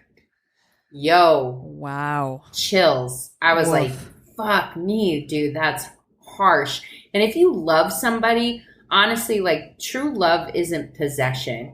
And true love means sometimes that person is going to go away from your life, be it they find somebody else, they move across the country for a job and you don't want to go, or they die. True love means loss someday. It's not forever, and Sometimes, love is yeah. not possession. And so it's not true love if you are wishing for somebody to never be happy. Ugh. Right. It's selfish. It's very self-focused. That's very self-focused, you know. Well, she was just so trapped in her anger cycle that she couldn't see past. Yep. It. She couldn't see a future. The only future she saw was making him suffer the way she was suffering in the moment. But also, Yep. again, I mean, I don't know. It feels repetitive, but yeah, don't wrap your self-worth in someone else and you won't have that problem. Yeah. Like you need to find that within yourself so that you know that no matter what happens, you're going to be okay. You can't wrap up like whether or not you're going to be okay in Girl, what get a someone hobby. else does. You know, Start some pottery classes or some honey, shit. God, get a blog. Yeah. Start Woo. keto. Something. Lord. But yeah. Gosh, intense. That's a perfect Crazy in Love, Christina. That's Yeah, good. I That's a watched. good one. I watched that one. I was like, "Yep, I'm doing it." As I was like, You're like, chick here we are. went all the way out because I'm just like, dude, to even hear evidence of cheating is bad enough, but then there's something about transcribing it or writing it that like you make things so much more real and so much more visceral. I think it's that way. masochistic to do that. I think It it's so is. masochistic to do that. Like you're torturing yourself. You're putting yourself, you already know what's happening. Why do you need to then listen to every conversation and write every conversation down and fixate on it and obsess over it? Like, you know what's happening. You know what needs to be done. You know, whether it be counseling or divorce or whatever it is, you know what needs to be done. Why then would you do all of that except for to torture yourself? It's so crazy. I know. And Don't do it. In so many alternate universes, it should have been like, fuck you then, dude. Fuck you. And gone Yes, off. exactly. And fucking eat, prayed, love She herself. Eat, Pray, Love in Pennsylvania. Yeah. Chances She could've eaten are- cheese curds. Chances are that fucking crazy fast relationship would have fizzled out. Absolutely. I mean, the percentage of those like post-divorce relationships that actually worked out are like super small. They're Absolutely. very Yeah. small percentage. And Yeah, he would it's have his been boss. It's kicking somebody who's himself. much younger than him. It's a post-divorce, transitional relationship. Chances are, it wouldn't have worked out. And look at the devastation Yeah. on the other Yeah. side of that. That's wild, man. Bitch, you Wild. could have been Will Smith. Yeah, just waited it Exactly. out. What you gonna do now? So there you go. What are you guys watching this week? Whew. Yikes on bikes. I'm not watching anything new. I will say, just because I want to shout her out, just because I love her so much. And it always makes me think about the ways in which we can love people or like care about people that we've like never met before. So I've been following Raw Beauty Christie for like 5 years. I've been following her on YouTube. She's a YouTuber, a beauty YouTuber for 5 years. And then I was talking to you guys a while ago about how like she started her YouTube channel as an infertility channel because she couldn't get pregnant. She's been trying for 12 years. She had her birth announcement. I made everyone watch it, or pregnancy announcement. I made everybody watch it. You did. I made Anthony watch it. Anthony watched it. He cried. He wanted to watch it. And he doesn't dig on stuff like that ever, but he watched other stuff with me. And I didn't know it was possible to be like this happy for someone who you don't know. But I'm super happy for her that her and her husband are finally having a baby. Wow. I literally just got goosebumps because I just thought about that video. It's amazing. Yeah, everyone should go watch it because it's actually, she did an amazing job of editing together just like 12 years of documenting her trying to get pregnant and failing and coming to the conclusion of like, well, maybe we're not supposed to be parents. It's fine. We can be happy without being parents, and then getting pregnant and it being this like, oh my gosh, so amazing. But she also just had her first makeup collab. Oh no! So Pure Cosmetics X Raw Beauty Christie makeup eyeshadow palette, and I'm just like, take all of my money. I love you. Yes. I will be buying this palette. I may never use it. I will, but you know. So I don't know. I'm just like, I haven't been watching anything, but I've been watching a lot of YouTube, and she's my favorite, and I'm just so happy for her. That's awesome. Shout out. It's truly heartwarming. Honestly, I watched that video and I'm like, I know nothing about this lady at all. And I'm like, but I'm so happy for you. Who knew? So Chris and I watched 2 movies last night. One was Old Guard. It just came out on Netflix and it has Charlize Theron in it. And it is terrible good. Whoa. Charlize is in a bad movie? Well, okay. It's not a great movie. Let's put it this way, if How Did This Get Made does this show or this movie as one of their shows, I will not be surprised. However, at the same time, I really enjoyed it.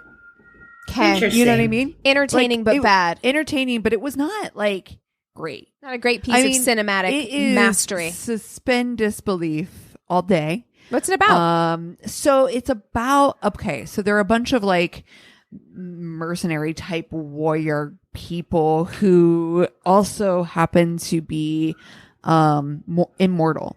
So there's like 4 of them and they find a 5th person. It's interesting and totally watchable. Totally. Christina and my faces are the same. We're like, I was like, honestly, when Chris kind of explained it to me, I was like, I don't know about this, but I love Charlize and she can literally do no wrong. I know. She's so gorgeous. And it's true. She can do no wrong. And she's a badass bitch and she plays a badass bitch in this. And it's good. I liked it. It was thoroughly enjoyable. Now, if I was an actual movie critic, I couldn't give it those high scores. So I will leave it at that. Enjoyable. I am still on Outsiders. We just finished episode 8, so I only have 2 more to go, and I'm chomping at the fucking bit to finish it. You're like, so as soon as we're done here, I am going to finish it. It is so good. It's so good. Wait till it gets dark outside. It's better. The other thing that I watched this week randomly was like Netflix Explained. I usually so good. I usually put on like so shit like that like before bed or something because I'm like, just like it's either going to be history or animals before bed. Yeah. Or sometimes ancient aliens if I'm in a birds aren't real kind of mood. Because it's just the perfect shit to fall asleep to. Well, I ended up staying up so late last night because one of the episodes was about pandemics. I checked. The show came out like 2 fucking years ago. They flat out motherfucking predicted the coronavirus and everything that was going to go wrong. And sitting back in their chair, filing their nails, just like, we told y'all. I mean, it is like to the letter, like exactly everything that we were going to do wrong. And it was just, it was fucking infuriating. I thought I wanted to like break this place apart brick by brick. I'm like infuriating, but also at the same time, like super fucking informative. And I want everyone to watch it. Yes. Yeah. It's so good. So I definitely recommend checking that out because it's like, kind of where we're at right now, and it's just crazy to me that 2 years ago someone was like, hey, listen, if this shit happens, you should do this because it would be really helpful. So I don't want to help people. Not all lives matter. First of all, never tell me what to do ever again. It's my freedom. You're infringing. You can't take my freedom. The other thing that we kind of listened to, you know that Trey Crowder guy that does so fucking funny. I love him. The redneck. Yeah. Liberal redneck. We were listening to his audiobook last night, just outside drinking on our patio. Motherfucker is funny and woke Smart AF. and funny. I know. Yeah. He's amazing. I love fucking love him so much. As someone from the Midwest who knew people who talked like that, Yep. let me tell you, like Southern Midwest, like let me tell you, like, God, if I didn't think that was the most relatable thing of all time. I was just like, when I first discovered his channel probably like 4 or 5 years ago, I was like, gosh, genius. Yeah. Absolutely genius. Really good. Really good. So definitely, if you haven't checked out any of Trey Crowder's stuff yet, go So check he him has out. a book. I'm definitely gonna check that he has out. an Is it audiobook. Yeah. Okay, great. Mm-hmm. Amazing. Audible. An audiobook. Well, if you guys have shows we should watch, if you want to enter our 5-word worst date contest to win a prize, or join our Facebook group or join our Patreon, go to our one-stop shop of a website. It's myworstdatepodcast.com. And we hope everybody is staying safe, and we love you so much. Cheers. This is a Glass Box Media Podcast.